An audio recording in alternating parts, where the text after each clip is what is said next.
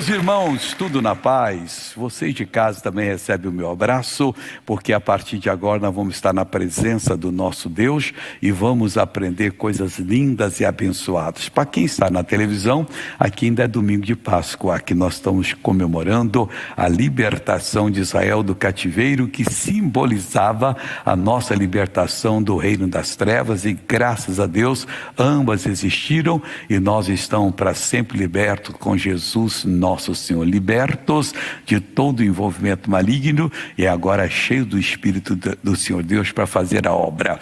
Eu comecei a estudar essa semana sobre a ida de Jesus ao inferno, segundo a profecia de Isaías, que ocorreu 700 anos antes de Jesus Cristo ter nascido. E aqui ele começa dizendo: quem é este que vem de Edom? Isaías 63, por favor. Quem é este que vem de Edom, de Bósra, com vestes tintas? Este que é glorioso em sua vestidura, que marcha com a sua grande força. Eu que falo em justiça e poderoso para salvar. Isaías faz a pergunta e o próprio Senhor responde através dele. Ele vem de Edom, de Bósra, com vestes tintas, simbolizando a batalha que ele teve na casa do inimigo e que deixou ele eternamente derrotado. Ele era glorioso na vestidura dele. Amigo, nós temos a mesma vestidura que Deus deu a Jesus. Por isso, nós somos ordenados a fazer as mesmas obras, não tem defeito algum. Só pode fazer as mesmas obras se o dono da obra der as mesmas ferramentas, o mesmo material e a mesma técnica, e ele deu para nós. Então não temos desculpa que o inimigo está nos vencendo. Em Cristo nós somos mais do que vencedores. Eu que falo em justiça, que marcha com a sua grande força, assim que nós temos que marchar dia após dia. Acordar de manhã, os problemas podem ser os piores. Nós não vamos retroceder, nós vamos enfrentar e vamos dizer: vou vencer em nome de Cristo. E Deus está nos dando a vitória para a glória de Deus. Nessa nossa decisão, nós oramos por tudo. E nunca esqueça de orar pelos problemas que a igreja enfrenta, ainda com o pessoal da Receita Federal. Você não sabe como é que eles perturbam a gente. Quer pegar de todo o laço para poder impedir a obra de Deus de crescer. Não tem nada, absolutamente, nem na lei, nem com a gente, mas eles estão sempre ali em cima. Oração vai vencer. Vamos ver quem é que ganha a batalha, se é o Baal ou se é Jeová, o Deus da santidade. Eu aposto que é Jeová. Os profetas de Baal levaram a pior. E os profetas do Baal de hoje também vão levar a pior. Por que está vermelha a tua vestidura? Por quê? Porque ele explica aqui: e as tuas vestes como as daquele que pisa uva no lagar. Ele compara a batalha de Jesus como aquela batalha que as pessoas traziam as luvas para o lagar e pisava e salpicava eles. E significa que Jesus pisou sobre todo o poder do inimigo e derrotou tudo completamente. E ele disse: eis que eu vos dou poder para pisar de serpentes e escorpiões e toda a força do inimigo, e nada absolutamente vos causará dano algum. Versículo 3: eu sozinho pisei no lagar, e dos povos ninguém se achava comigo. Eu os pisei na minha ira e os esmaguei no meu furor. Então ele sozinho fez isso, não teve ninguém ao lado dele. O Pai o abandonou na cruz porque ele tinha que fazer a obra sozinho, ou então a obra não seria feita. Jesus deixou a glória dele, se tornou um homem como nós somos, ser humano, nasceu do mesmo modo que nós nascemos. Ele estava aqui na terra dele, a terra é do Senhor Jesus como é nossa. E ele então venceu o diabo como um homem, entrando lá sem ajuda divina. Ele ali era um homem santo de Deus enfrentando as batalhas. Quando você entender que você tem que se santificar em Cristo, você tem que aceitá-lo como Salvador, para o sangue dele lhe limpar. Mas depois disso você ainda tem que ser como a prata, que Deus deixa algumas provações surgirem para você passar pelo fogo, para tirar toda a escória, toda a imundícia que ainda existe na sua alma, no seu espírito. Quando eu falo na sua, estou falando na minha também. Todos nós precisamos dessa purificação. Só mesmo quando a prata é pura que ela tem um valor. Então nós precisamos ter esse valor para Deus, porque a batalha é séria. Ele sozinho foi lá, e na sua batalha você sozinho também vai ganhar a vitória se você fizer como ele fez. E ele diz assim: e o seu sangue salpicou as minhas vestes e manchei toda a minha vestidura. Ela estava ali carregada de manchas para mostrar que ele fez a obra e venceu. A nossa também está sendo manchada nas batalhas. Isso é tudo simbólico, para mostrar que nós vencemos o inimigo. Não retroceda 1 milímetro. Fique firme com Deus, se consagre, porque você não sabe o que vem à frente. E quando vier, você vai sair vencedor. O último culto eu falei do versículo 4, porque o dia da vingança estava no meu coração, e o ano dos meus redimidos é chegado. Dia da vingança. Quando Adão pecou, ele ficou muito triste e disse: eu vou vingar essa obra que o diabo fez na humanidade. E ele deixou a glória para vir ficar do nosso lado, como de nós, para vencer. E ele é como um de nós, ele não deixou de ser. Hoje só tem um corpo glorificado e está sentado à mão direita do Pai. Significa ele é que é o Deus Todo-Poderoso, que são 3 pessoas, Pai, Filho e Espírito Santo, mas ele, o Filho, recebeu todo o poder. Porque o dia da vingança estava no meu coração, e o ano dos meus redimidos é chegado.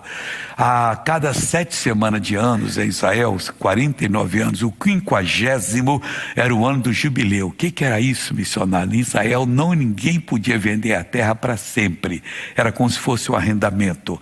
Quando Josué distribuiu: isso aqui é da família tal, é da família tal, e ninguém podia pôr a mão ali. Mas a família tal foi tal, de maneira displicente, que teve que vender a terra. Quantos anos faltam para o jubileu? 30 anos. Então ele vendia por 30 anos. O dia que tocasse a trombeta, toda a terra era devolvida às famílias. Deus não queria miseráveis na terra dele. Deus queria pessoas prósperas. Até aqueles descabeçados que fizeram coisa errada podiam recomeçar a vida. O ano do jubileu começou, estava aqui, o ano dos meus redimidos é chegado. O dia que Jesus morreu, venceu o diabo e ressuscitou, nós entramos no ano do jubileu. Se você perdeu tudo na vida, está na hora de reconquistar muito mais.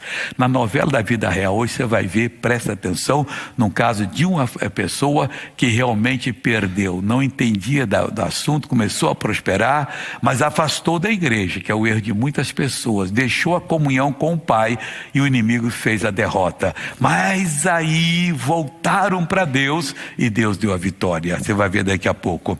Versículo 5 agora. E olhei, esse é novo, e não havia quem me ajudasse. Ele procurou, mas não tinha um anjo do lado dele. Não foi mandado ninguém, era ele que tinha que fazer a obra. Nós estamos lhe ajudando na medida do possível, mas é você que tem que tomar a decisão.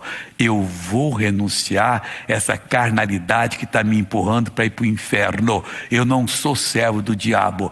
Eu vou renunciar essa vontade de pegar o que é dos outros, que vai me levar para o inferno. Eu não sou servo do diabo. Eu vou ser uma pessoa, a prata purificada, em nome do Senhor Jesus. Deus, tira de mim toda escória. Eu tenho que me levantar. Essa glória é sua. Eu vou dar a volta por cima. Essa glória é sua. A vitória só é vitória quando você a faz.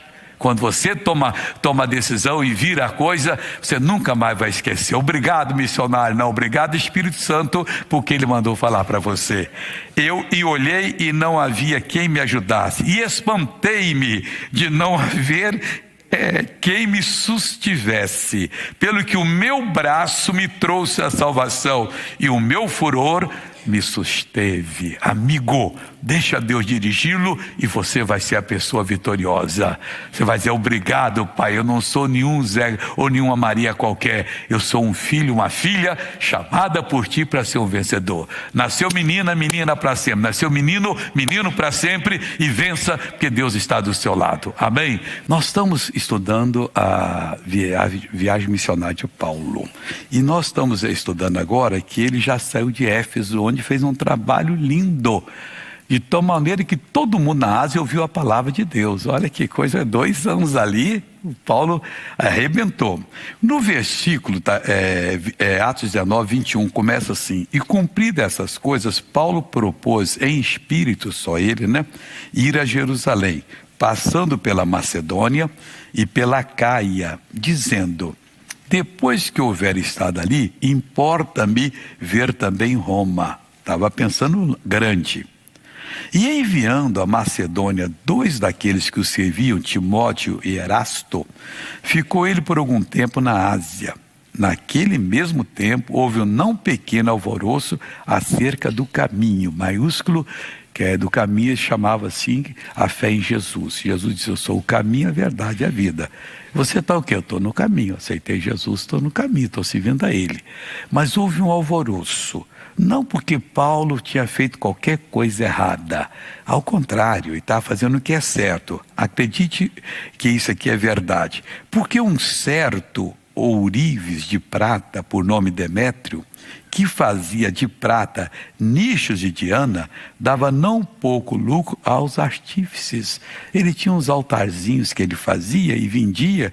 Devia ser coisa assim bonita para quem gosta disso. E os artífices então faziam os seus deuses e se colocavam lá. E o Demétrio estava vendo que o pessoal não queria comprar mais nada. A pessoa, quando é iluminada por Cristo, ela deixa o pecado, deixa uma porção de coisa. E o pessoal fica desesperado. Porque tem gente que quer que o povo viva na ignorância espiritual, social, em todo sentido, porque aí serve para eles como massa de manobra, serve para eles como fonte de alimentação, até de recursos escusos. E aí esse Demétrio, então, procurou esses ourives, aos quais, versículo 25, havendo juntado com os oficiais de obras semelhantes, disse: varões, vós bem sabeis que deste ofício temos a nossa prosperidade. E vem ver e ouvir que não é só em Éfeso, mas em quase toda a Ásia. Este Paulo tem convencido e afastado uma grande multidão, dizendo que não são deuses os que se fazem com as mãos. Não somente ao período que a nossa profissão cai em descrédito, já tinha caído, mas também de que o próprio templo da grande deusa Diana seja estimado em nada, vindo a majestade daquela que toda a Ásia e todo o mundo veneram a ser destruída. Ouvindo isso, encheram-se de ira e clamaram, dizendo: grande é a Diana dos Efésios. Ele sabia mexer com as pessoas. Tem gente que sabe mexer. Inventam uma mentirada só para fazer desacreditar daqueles que estão sendo usados por Deus. E o povo que não entende, cai nessa. Aí, continuando aqui. E encheu-se de confusão toda a cidade, e unânimes correram ao teatro, arrebatando a Gaio e Aristarco, macedônios, companheiros de Paulo na viagem. E querendo Paulo apresentar-se ao povo, não lhe permitiram os discípulos: não vai não, Paulo, não vai, que o negócio é sério. E o Paulo não tinha medo. Já tinha sido até apedrejado, deixado como morto, e levantou. Para ele podia fazer tudo, mas agora os discípulos estavam ajudando ele e não deixaram. Também alguns dos principais da Ásia, que eram seus amigos, lhe rogaram que não se apresentasse no teatro, pessoas mais inteligentes. Uns, pois, clamavam de uma maneira e outros de outra, porque o ajuntamento era confuso. E os mais deles não sabiam por que causa se tinham ajuntado. Então tiraram Alexandre dentre a multidão, impelindo os judeus para diante, e Alexandre, acenando com a mão, queria dar razão disto ao povo. Mas quando conheceram que era judeu, todos unanimemente levantaram a voz, clamando por espaço de quase 2 horas: grande é a Diana dos Efésios. E eles ficavam clamando, repetindo, e isso convencia as pessoas. Cuidado com os clamores das pessoas. A causa muitas vezes é diferente daquilo que dizem.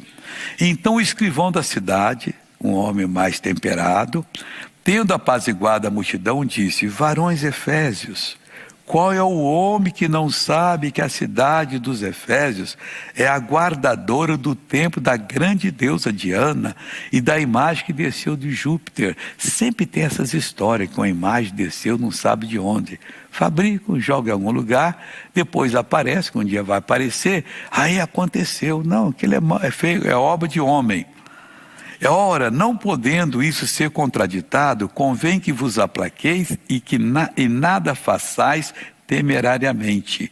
Porque estes homens que aqui trouxeste não são sacrílegos, nem blasfemos da vossa deusa.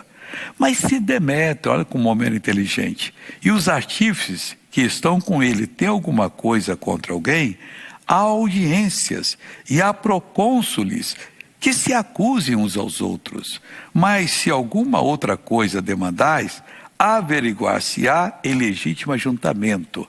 Na verdade, até corremos perigo de que, por hoje, sejamos acusados de sedição, não havendo causa alguma com que possamos justificar esse concurso. E tendo dito isso, despediu o ajuntamento. Sempre tem pessoas inteligentes no meio do povo e que tem que jogar um balde de água fria. Um homem só, Demétrio, move toda a cidade e estavam a ponto ali de criar uma grande confusão. Se o Paulo vai então, não sabemos o que aconteceria, porque estavam desesperados que não podiam ganhar mais dinheiro, mas inventando coisas que a Bíblia condena, fazendo aqueles nichos onde se punham os deuses e que não eram deuses com nenhuma, feito de mão de pessoas. Se você quebrasse, o intestino dele estava vazio, nem tripa tinha, que não tinha coração, não tinha boca, mas não falava.